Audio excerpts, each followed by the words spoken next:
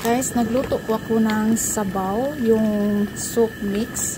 Nakabili po ako ng soup mix. Ganito yung packet niya ay.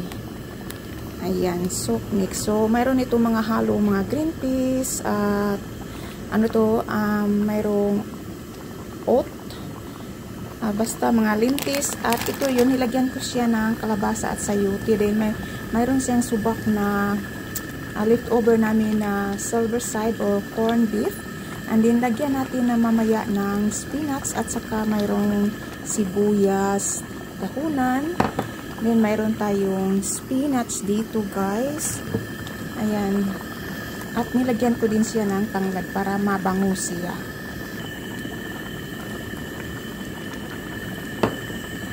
Pakuluan natin siya ng at least 30 minutes para maluto yung kalabasa at saka yung sayote.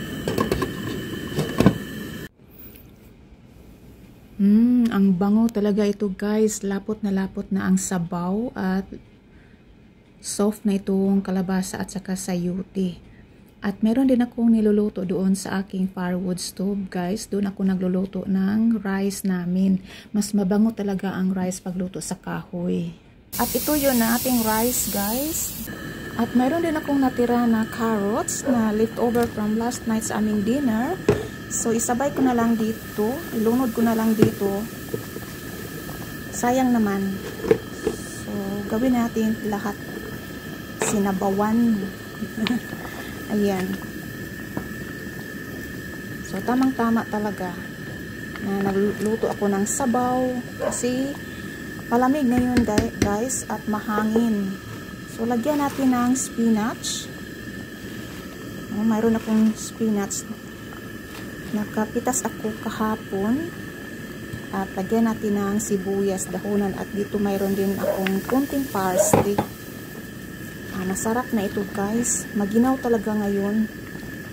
Super ginaw, mahangin. Siguro pag mag-drop na yung hangin, mag-frost siguro bukas. Depende kung ilang days ito maghangin.